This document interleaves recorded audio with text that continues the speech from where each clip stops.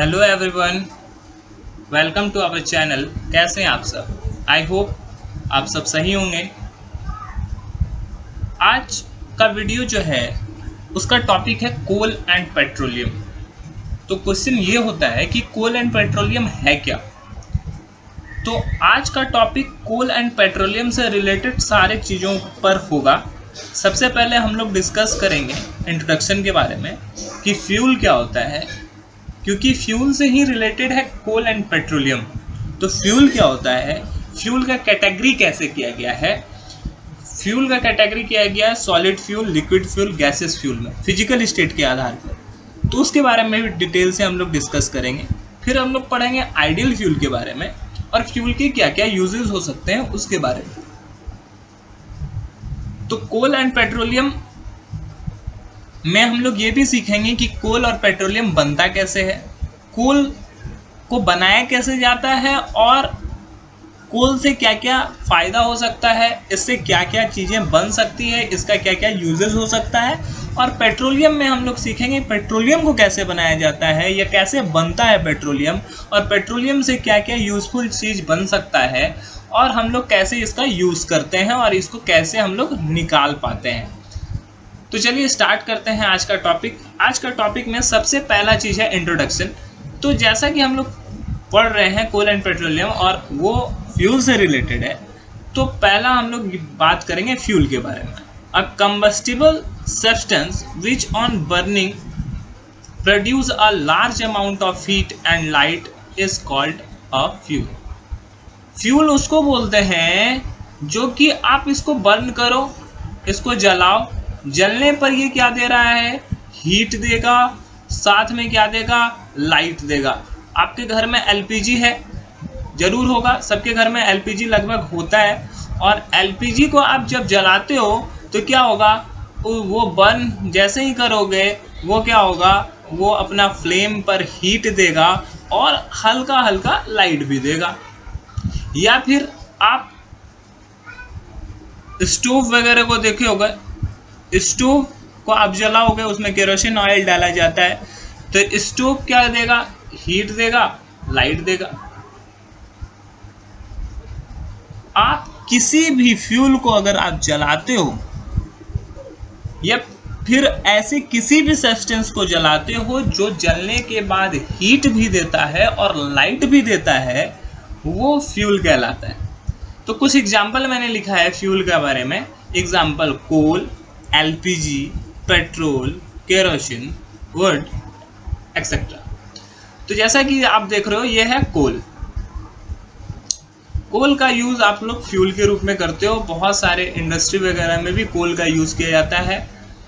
वहाँ पर आप देखोगे कोल गाड़ी से जाता है और उस चीज़ का यूज़ किया जाता है, खास करके पावर स्टेशन में इसका यूज़ किया जाता है। इसके अलावा बहुत सारा डोमेस्टिक यूज़ भी है कोल का।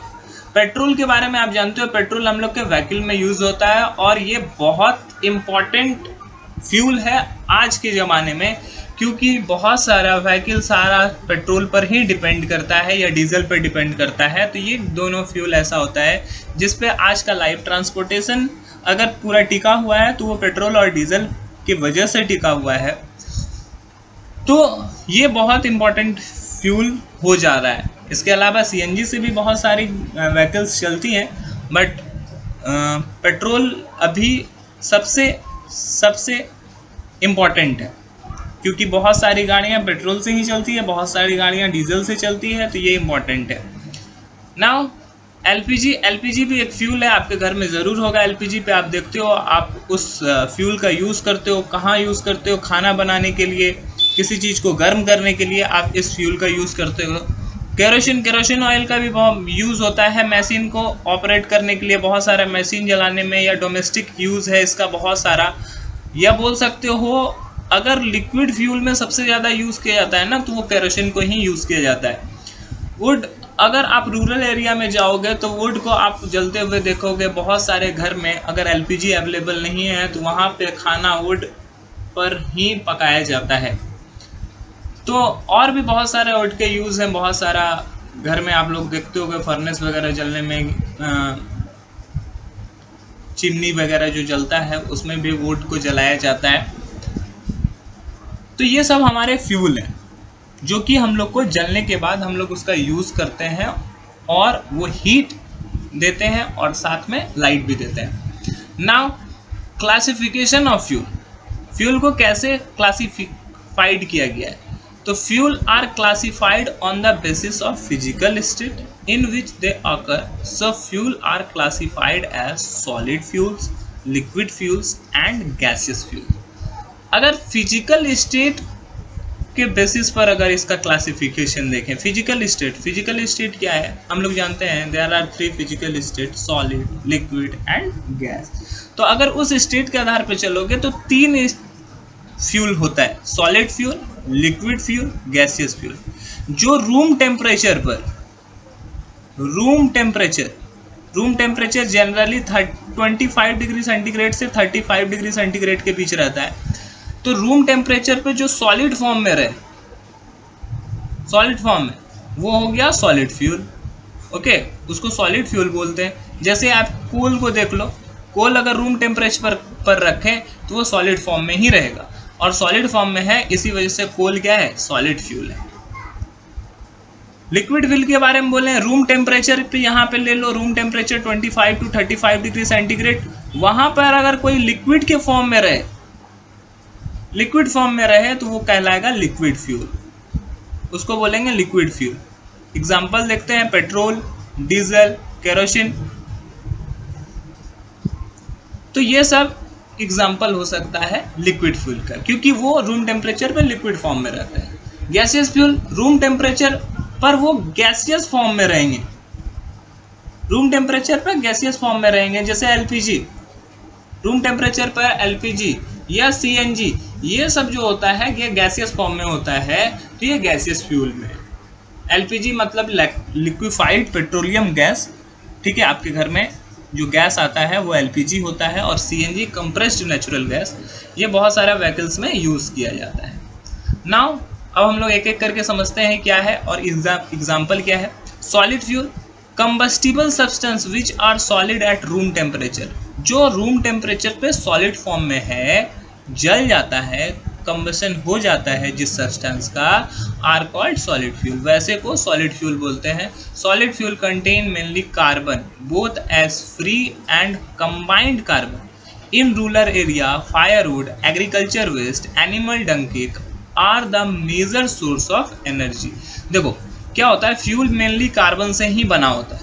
ओके, कार्बन या तो अकेले रहेगा, जैसे कि कोक का एग्जाम्पल ले लेते हैं, ठीक है, या कोल का ही एग्जाम्पल लेते हैं।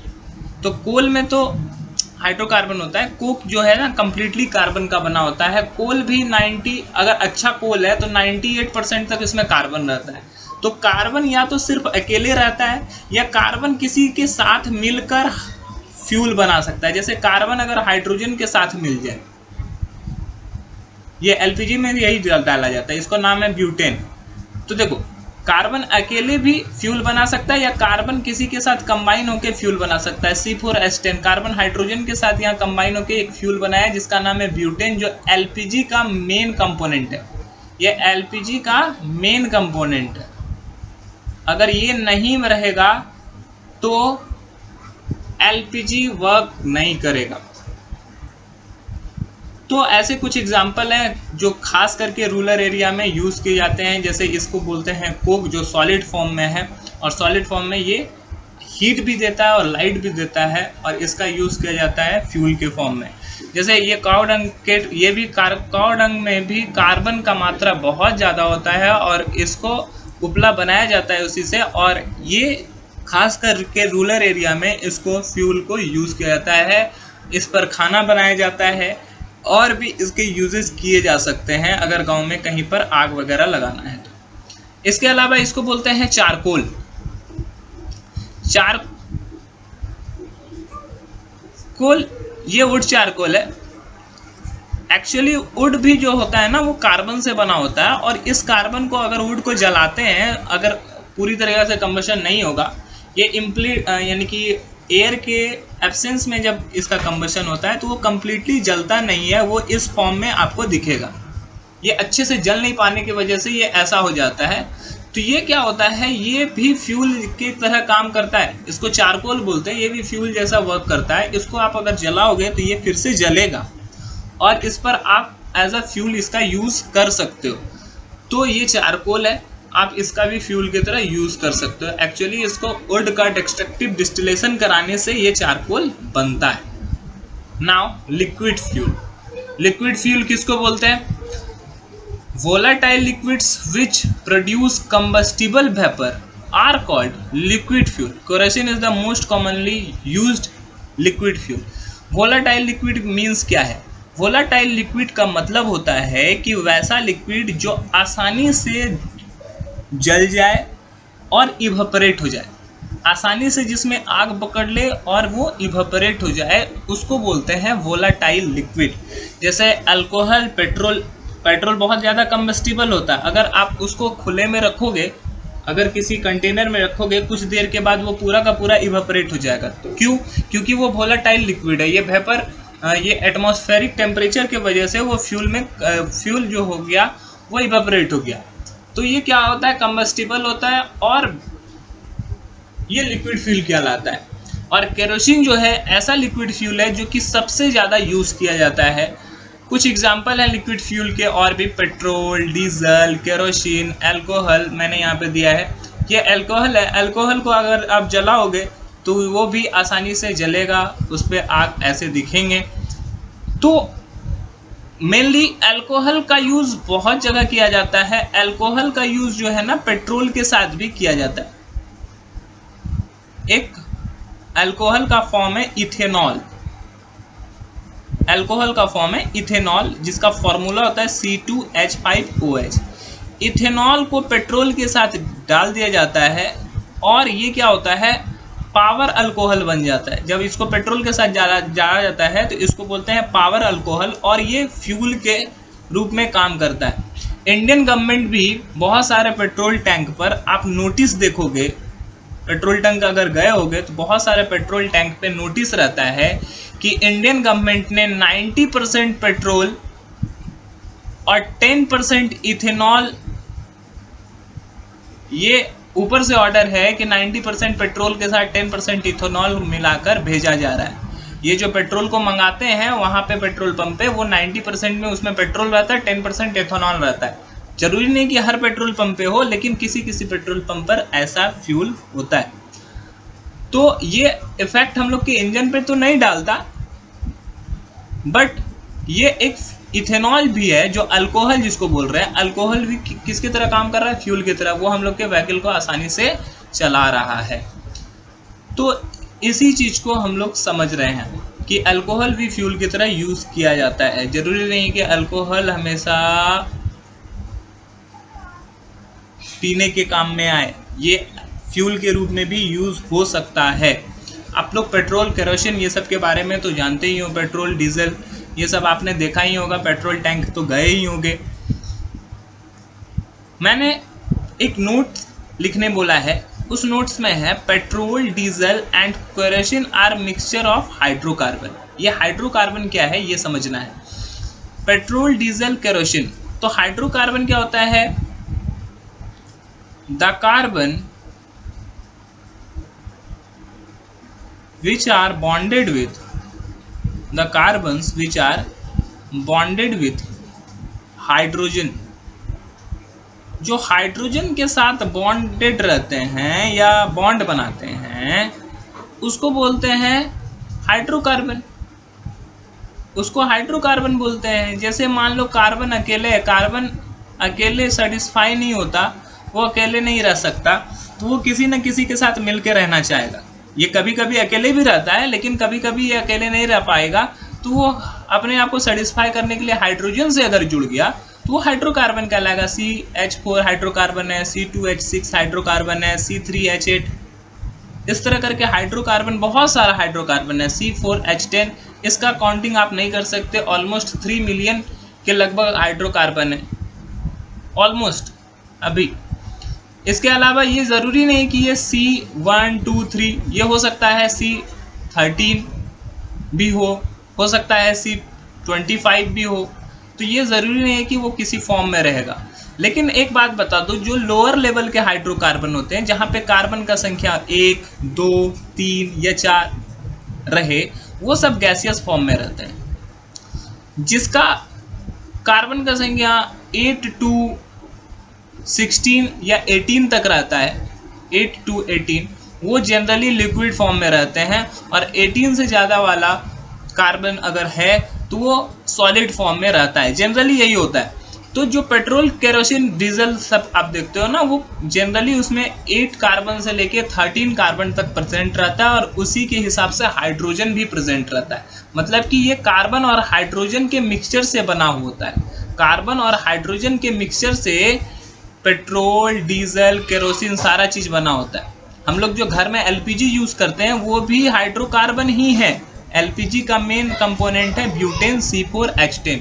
कार्बन और हाइड्रोजन से मिला हुआ बनता है हाइड्रोकार्बन, और उसी से एलपीजी बनता है। तो ये सभी हाइड्रोकार्बन से बने होते हैं। Now we will discuss about gaseous fuel. Gaseous fuel क्या होता है?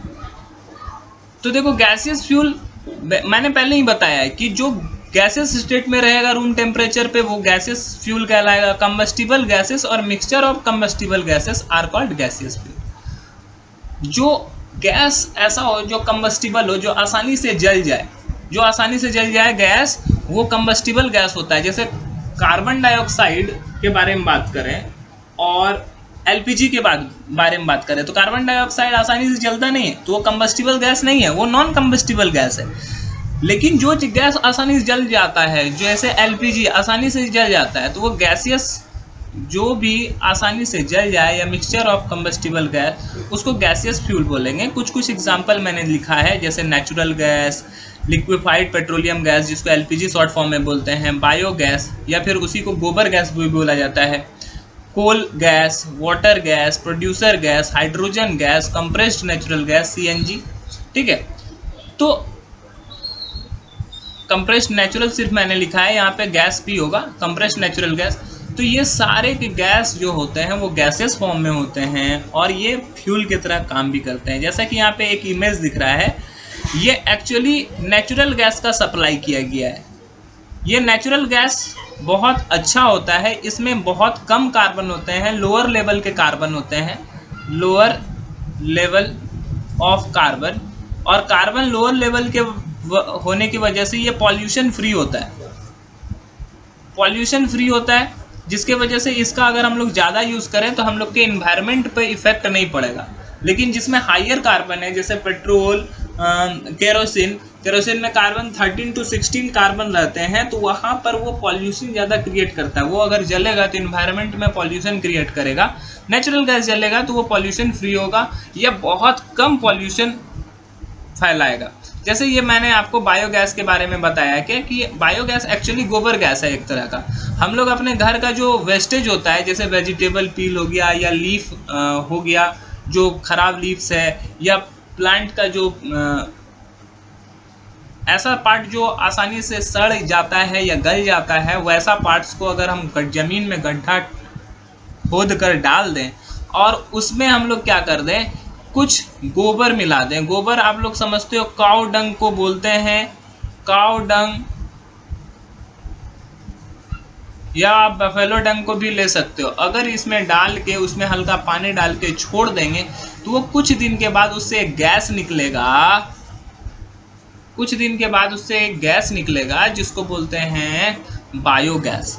ओके, उस गैस को बोलते हैं बायोगैस, जिसको हम लोग आसानी से ले सकते हैं, और इस गैस का हम लोग यूज़ कर सकते हैं एज अ फ्यूल। इस बायोगैस का हम लोग यूज़ कर सकते हैं एज अ फ्यूल। जैसा कि मैंने ये इमेज दिखाया है, इमेज में ये CNG लिखा हुआ है। ये एक्चुअली एक बहुत सारे व्हीकल्स ऐसे होते हैं जो कि CNG से चलते हैं। CNG क्या होता है? ये कंप्रेस्ड नेचुरल गैस है, ये एक तरह का नेचुरल गैस है, मतलब कि ये पॉल्यूशन फ्री होता है, ये भी पॉल्यूशन फ्री होता है। अगर हम लोग पेट्रोल या डीजल जलाते हैं तो उससे हम लोग के इन्वायरमेंट को पॉल्यूशन का सामना करना पड़ता है, इन्वायरमेंट पॉल्यूट होता है। बट CNG से इन्वायरमेंट पॉल्यूशन बहुत कम होता है, बहुत ज़्यादा कम होता है। इसीलिए बहुत सारे जगह पर बहुत सारे डिस्ट्रिक्ट बोल सकते हो या ऐसा बोल सकते हो, मेट्रो सिटी वगैरह में ज़्यादातर जो व्हीकल चलता है, चाहे सिटी बस हो चाहे ऑटो हो, वो सीएनजी पे चलाया जाता है। तो सीएनजी से चलाने से ये फ़ायदा होता है कि वो इन्वायरमेंट को बहुत कम पॉल्यूट करता है। इसके बाद ये है वाटर गैस। वाटर गैस का भी बहुत ज़्यादा यूज़ किया जाता है एज अ फ्यूल। तो कुछ गैसियस फ्यूल हैं जिसका यूज़ किया जाता है। Now we will discuss characteristic of an ideal fuel.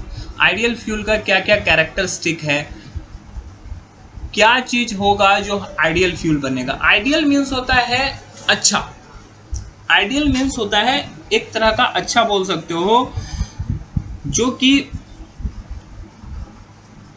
कुछ कैरेक्टरिस्टिक को फॉलो करता है। चलो देखते हैं। पहला character, it should be fairly cheap and easily available. जो आसानी से आपको अवेलेबल हो जाए, जैसे एलपीजी आप आसानी से घर पे ला सकते हो, और एलपीजी बहुत सस्ता है, बहुत ज़्यादा महंगा नहीं है। अगर आप 850 रुपीज़ सपोज कर लो, 850 रुपीज़ बहुत जगह पर, मेरे घर में 850 रुपीज़ में ही एलपीजी आता है। ओके, तो एलपीजी के लिए मैं 850 रुपीज़ पे करता हूँ और पूरा 1 मंथ तक मेरा उस गैस पर खाना बन जाता है। हम उस चीज़ पे बहुत जगह पे ऑक्सीजन, बहुत जगह एलपीजी का पाइप सप्लाई मिलता है बहुत जगह पर, और बहुत जगह पर लोग सिलेंडर का यूज़ करते हैं, एलपीजी सिलेंडर का यूज़ करते हैं। तो हमारे घर में सिलेंडर यूज़ होता है। तो मैं उस बेसिस पे बता रहा हूँ कि ये ईजिली अवेलेबल होता है। 850 रुपये में मैं पूरे मंथ तक खाना बना सकता हूँ उस एलपीजी पर। तो वो एक्चुअली आसानी से हम लोग को प्रोवाइड हो जाता है, आप आसानी से लेके आते हो, और बहुत ज़्यादा सस्ता भी होता है। केरोसिन के बारे में बात करते हैं, बहुत सारा जगह पे केरोसिन के बारे में बात करते हैं या पेट्रोल के बारे में बात करते हैं। तो ये 90 रुपीज़ लीटर या 80 रुपीज़ लीटर आपको मिल जाएंगे। तो ये सस्ते भी होते हैं और आसानी से वर्क भी करते हैं। दूसरा, it should burn eight moderate rate. इसका क्या मतलब हुआ, ये आसानी से जल जाए, इसको अगर जलाने में कोई ज़्यादा दिक्कत ना होता है। मतलब कि कहने का मतलब है कि अगर आपको एलपीजी जलाना है तो आप क्या करते हो, बस एक लाइटर लेते हो या एक माचिस का तीली लेते हो और उसको जला देते हो। वो आसानी से मॉडरेट टेम्परेचर पे वो जलते रहता है, मॉडरेट रेट पे जलते रहता है। मतलब कि आप जिस फ्लेम पर रखोगे, अगर आप फ्लेम को बढ़ा के रखे हो या घटा के रखे हो, वो उसी पे जलते रहेगा। अगर आप पेट्रोल यूज़ करते हो, पेट्रोल गाड़ी में यूज़ करते हो, तो पेट्रोल में आप देखते हो माइलेज होता है। किसी गाड़ी का माइलेज 35 किलोमीटर पर लीटर होता है, किसी का माइलेज होता है 50 किलोमीटर पर लीटर। तो ये माइलेज क्या है कि मतलब कि 1 लीटर अगर हम लोग फ्यूल डालें किसी व्हीकल में, तो वो 50 किलोमीटर तक वो रोटेट कर सकता है, चल सकता है।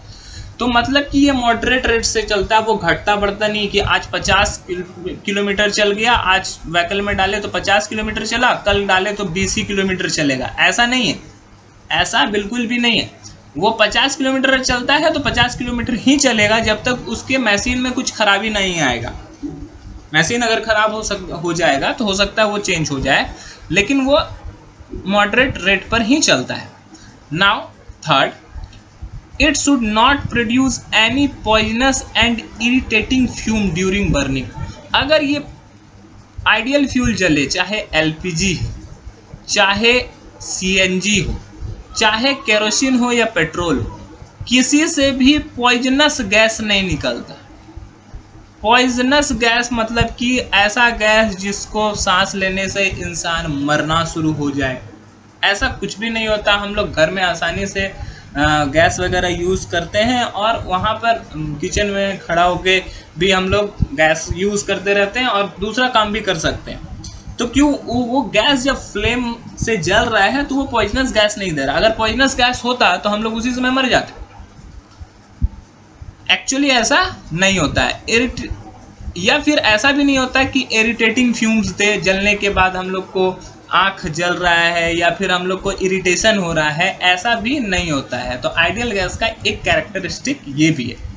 Now next, it should leave no residue after burning. इसको जलने के बाद, जैसे पेट्रोल को जलने के बाद ऐसा होता है कि वहाँ पे कहीं ऐश मिलेगा, पेट्रोल का राख मिला है, ऐश मिला है, ऐसा नहीं होता। वो कंप्लीट कंबशन हो जाता है, कंप्लीटली जल जाता है, कंप्लीट कंबशन, वो कंप्लीट तरीका से जल जाता है, कुछ भी रेसिड्यू नहीं छोड़ता है, कुछ भी नहीं छोड़ता है। एलपीजी क्यों जलाओ, एलपीजी का कोई रेसिड्यू बचता है क्या? नहीं, वो कंप्लीट जल जाता है। एक समय ऐसा आता है आप यूज कर रहे हो, खत्म हो गया, बिल्कुल भी नहीं जलेगा, उसमें कोई रेसिड्यू थोड़ी ना बचता है।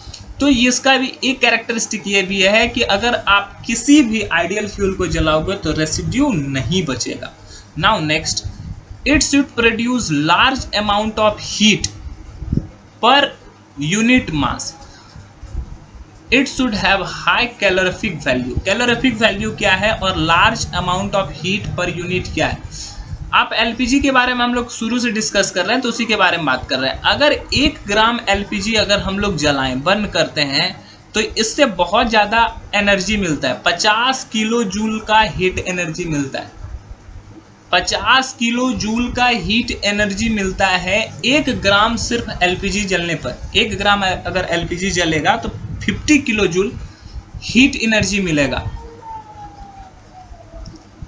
अगर इसको जूल में कन्वर्ट करेंगे या ऐसा बोल सकते हो 50,000 जूल हीट एनर्जी ये मिलता है। एनर्जी का यूनिट होता है, जैसे कि मास का यूनिट केजी होता है, उसी तरह एनर्जी का यूनिट जूल होता है। और ये जिसका कैलोरीफिक वैल्यू हाई होता है, मतलब कि 50 किलो जूल, 20 किलो जूल, ये सब हाई कैलोरीफिक वैल्यू है। कैलोरीफिक वैल्यू मतलब कि वो कितना हीट देता है, वो कितना एनर्जी हम लोग को देता है, वो कैलोरीफिक वैल्यू से डिनोट किया जाता है। तो अगर बात करें एलपीजी का, तो वो अगर एलपीजी का कैलोरीफिक वैल्यू कितना है 50 किलो जूल पर ग्राम। कैलोरीफिक वैल्यू मतलब कि वो कितना हीट एनर्जी दे रहा है या कितना एनर्जी दे रहा है, तो वो जितना एनर्जी देगा वो उसका कैलोरीफिक वैल्यू होगा। 1 ग्राम में कितना एनर्जी देगा वो उसका कैलोरीफिक वैल्यू कहलाता है। और जनरली जो आइडियल फ्यूल होता है उसका कैलोरीफिक वैल्यू बहुत ज़्यादा हाई होता है, जिसलिए वो कम जलने पर भी हीट बहुत ज़्यादा देगा। मे भी लाइट कम दे सकता है या कहीं पर लाइट भी ज़्यादा देगा, लेकिन हीट बहुत अच्छा देता है ये। Now next, it should be safe and convenient from the storage and transportation point of view. अब यह बोलता है कि इसको आसानी से ट्रांसपोर्ट कर सकते हैं। अगर आप किसी भी चीज़ के बारे में बात कर रहे हैं, पेट्रोल हम लोग, पेट्रोल जहाँ से भी निकलता होगा, जहाँ भी जिस भी जगह से, वहाँ से इजीली ट्रांसपोर्ट हो जाता है, पाइप के थ्रू या फिर टैंक के थ्रू आसानी से इसको ट्रांसपोर्ट किया जाता है। एलपीजी जहाँ भी, जिस भी फैक्ट्री में तैयार होता होगा, जिस भी कंपनी में तैयार होता होगा, उस कंपनी से वो उसको आसानी से ट्रांसपोर्ट किया जाता है। हो सकता है ट्रक के थ्रू, है ना, वो आसानी से हम लोग के घर तक आसानी से पहुँच जाता है, ठीक है। और इसको स्टोर भी आसानी से हम लोग करके रख सकते हैं। तो ये बहुत आसान तरीका होता है। हाँ, इसमें कुछ अगर गलतियाँ होती तो हो सकता है ये नुकसान हो जाए, क्योंकि एक इंसिडेंट हुआ था भोपाल नाम की जगह पर। भोपाल इंडिया में है और मध्य प्रदेश में है, आपको नाम सुना होगा भोपाल का। तो भोपाल में एक बार गैस लीक हो गया था, ओके, कुछ मिस्टेक की वजह से वहाँ पर गैस लीक हुआ था और वहाँ पे बहुत लोग मर गए थे। तो इसमें अगर इंसान थोड़ा गलती कर देगा तो हो सकता है वो खतरनाक हो जाए, बट अगर इसको ध्यान से रखा जाए तो वो बहुत सेफ होता है और आसानी से इसको स्टोर किया जा सकता है, आसानी से ट्रांसपोर्ट किया जा सकता है एक जगह से दूसरे जगह तक। And now last, it's ignition temperature should be above room temperature so that it's safe to use such as a fuel. Ignition temperature क्या होता है? इग्निशन टेम्परेचर होता है at the minimum temperature. Ignition temperature के बारे में, the minimum temperature at which substance start burning। जिस minimum temperature पर कोई भी सब्सटेंस जलना स्टार्ट कर देना, है ना, कोई भी सब्सटेंस अगर जलना स्टार्ट कर दे वो मिनिमम टेम्परेचर पे वो उसका इग्निशन टेम्परेचर करता है, और रूम का टेम्परेचर होता है 25 डिग्री टू 35 डिग्री सेंटीग्रेड। अगर इस टेम्परेचर पर उसी फ्यूल को हम लोग को यूज़ करना चाहिए जिसका टेम्परेचर इग्निशन टेम्परेचर 35 डिग्री से ज़्यादा हो, जैसे मतलब कि 40 या 50 या 60 डिग्री सेंटीग्रेड जिसका इग्निशन टेम्परेचर हो, या 70 डिग्री जिसका इग्निशन टेम्परेचर हो, उसको यूज़ कर सकते हैं। अगर इसका इग्निशन टेम्परेचर किसी का बहुत कम हो, रूम टेम्परेचर से भी लो, तो जैसे ही वो रूम में आएगा वो आसानी से जल जाएगा। जैसे ही वो रूम में आएगा क्या होगा, वो जलना स्टार्ट हो जाएगा, और जलना स्टार्ट होगा तो हो सकता है वो हम लोग के लिए खतरा हो जाए। तो इसलिए हम लोग को इस बात का ध्यान रखना चाहिए, वो आइडियल गैस वही होता है जिसका इग्निशन टेम्परेचर जो होता है, जनरली ज़्यादातर का इग्निशन टेम्परेचर लो होता है लेकिन रूम टेम्परेचर से थोड़ा सा हाई होता है। Now we will discuss uses of fuel. हम लोग फ्यूल का यूज़ कहाँ कहाँ करते हैं। तो सबसे पहला यूज़ अगर बात करें तो कुकिंग एंड हीटिंग, खाना बनाने में और किसी चीज़ को हीट करने में। The most common use of fuel is for cooking and heating. सबसे कॉमन यूज़ है कुकिंग के लिए। खाना बहुत इम्पॉर्टेंट है ह्यूमन के लिए, खाने से इम्पॉर्टेंट ज़्यादा कुछ है ही नहीं, खाने से ज़्यादा इम्पॉर्टेंट कुछ भी नहीं है। तो कुकिंग के लिए हम लोग को, खाना पकाने के लिए हम लोग को कोई ना कोई हीट का ज़रूरत पड़ता है, और वो हीट कहाँ से आता है, वो हीट आता है फ्यूल से। Okay, the commonly used domestic fuel as a wood, dry cattle dung, coal, charcoal, kerosene and coal LPG, coal kerosene LPG. तो अर्बन एरिया और रूरल एरिया के लिए दो अलग अलग चीज़ मैंने लिखा है। खास करके रूरल एरिया में क्या होता है, कैटल डंग यूज किया जाता है, मतलब कि उपला वगैरह यूज किया जाता है, कोल का यूज़ किया जाता है, चारकोल किया जाता है, केरोसिन यूज किया जाता है। लेकिन अर्बन एरिया में कोल का यूज़ किया जाता है, केरोसिन और एलपीजी का यूज़ किया जाता है। तो ये खास करके अर्बन एरिया में बहुत जगह पे एलपीजी का यूज़ किया जाता है। एलपीजी का पाइप सप्लाई से हो सकता है या सिलेंडर से हो सकता है, दोनों में से किसी एक से। या बहुत सारे लोग स्टोव वगैरह यूज करते हैं, इसलिए केरोसिन का भी यूज़ हो सकता है। खास करके अर्बन एरिया में कोल का यूज़ नहीं करता है। कोल ज़्यादातर इंडस्ट्री में, अर्बन एरिया के इंडस्ट्री में कोल का यूज़ होता है। तो इस बेसिस पर अगर हम लोग बात करें तो वहाँ पर कुकिंग या हीटिंग के लिए कोल का यूज़ किया जाता है। कुकिंग के लिए तो नहीं, हीटिंग के लिए इंडस्ट्री में कोल का यूज़ किया जाता है। Now second, for transportation. Transportation में भी फ्यूल यूजफुल है। कैसे? Fuel such as petrol, diesel and CNG are used for running car, scooter, buses, trucks and train. जैसा कि हम लोग शुरू से पढ़ रहे हैं कि पेट्रोल के बारे में या डीजल के बारे में, ये सब क्या काम करता है, तो हम लोग के व्हीकल्स को चलाता है। ठीक है, हम लोग का व्हीकल अगर चलेगा तो पेट्रोल से चल सकता है, या डीजल से चल सकता है, या सीएनजी से चल सकता है ना। तो ये सब हम लोग का कार को, बस को, ट्रक को, स्कूटी को, स्कूटर को, सबको चलाता है। यहाँ तक कि ट्रेन को भी यही चलाता है। इसके अलावा प्लेन वगैरह भी फ्यूल से ही चलता है। अगर प्लेन के बारे में बात करें तो प्लेन को भी एक जगह से दूसरे जगह जाने के लिए फ्यूल चाहिए। These automobiles are used for transportation from one place to another. The fuel used in aeroplane is called aviation fuel. Aviation fuel actually kerosene से ही बनाया जाता है। एविएशन फ्यूल जो हम लोग बात कर रहे हैं वो किससे बनाया जाता है? केरोसिन से बनाया जाता है, और वो यूज़ किया जाता है कहाँ पर? प्लेन में। तो ट्रांसपोर्टेशन के लिए, ट्रांसपोर्टेशन का कोई भी मीडियम हो, चाहे वो कार हो, ट्रक हो, बस हो, प्लेन हो या ट्रेन हो, वो सब फ्यूल से चलेगा। यहाँ तक कि जो पानी में चलता है, स्टीमर वगैरह, वो भी फ्यूल से ही चलता है। Now next, for generating electricity. Electricity को जनरेट करने के लिए भी फ्यूल का यूज़ होता है। कैसे होता है वो हम बात कर रहे हैं। Fuel such as coal and natural gas are used for generating electricity. जैसे कोल का यूज़ किया जाता है बहुत सारा फैक्ट्री वगैरह में, फैक्ट्री या फिर बहुत सारा पावर प्लांट में पावर प्लांट में कोल का यूज किया जाता है। किस लिए यूज किया जाता है? हीटिंग पर्पज से किया जाता है और इस हीटिंग के वजह से इलेक्ट्रिसिटी बनाया जाता है। ठीक है, उस हीटिंग इफेक्ट से इलेक्ट्रिसिटी प्रोड्यूस किया जाता है। In and commercial scale the thermal power station यही हुआ, इलेक्ट्रिसिटी जो बनाता है। Petrol, diesel and kerosene are also use for generating electricity in small generator commonly use in home and shops. Generator कैसे चलता है?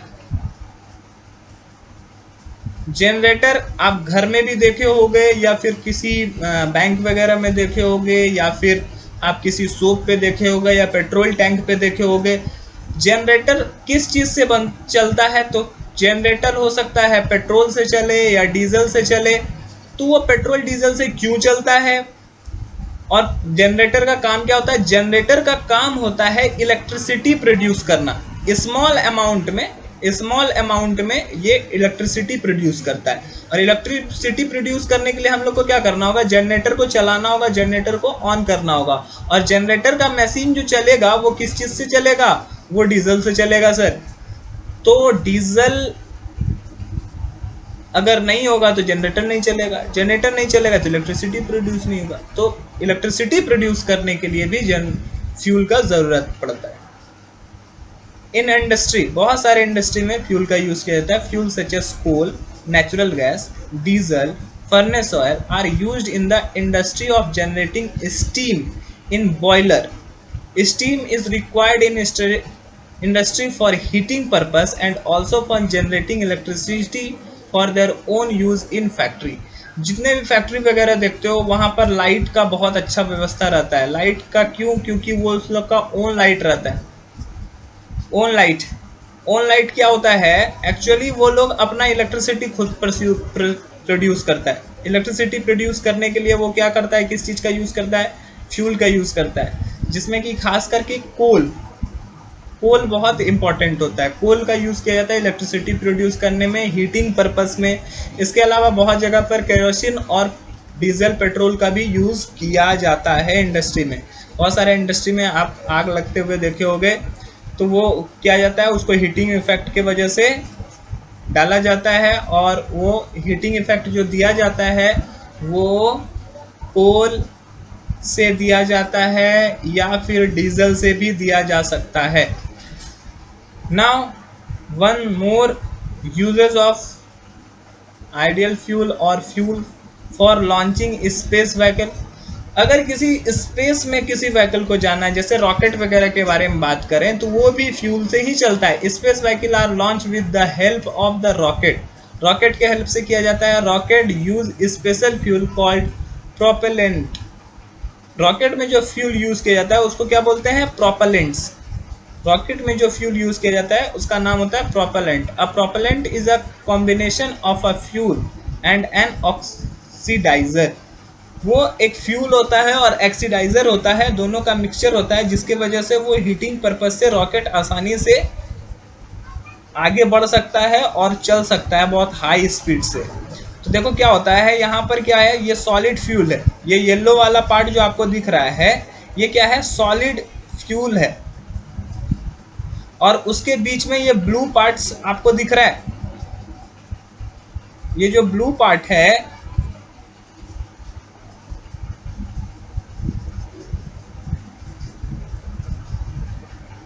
ये उसमें रहता है ऑक्सीडाइजर।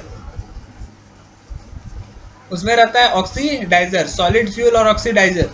ये एक दूसरे में जब मिलते हैं तो क्या होता है? बहुत हाई फ्लेम निकलता है। ठीक है। Spark ignites core with the burn from inside outward. क्या होता है कि ये दोनों आपस में जब यहाँ पे मिलते हैं तो बहुत स्पार्क से वो जलते हैं और इसी के वजह से क्या होता है? ये जब हीट से जलते हैं ना, ये बहुत ज़्यादा प्रेशर लगाता है, जिसके वजह से ये रॉकेट क्या होता है? आगे की तरफ मूव करता है।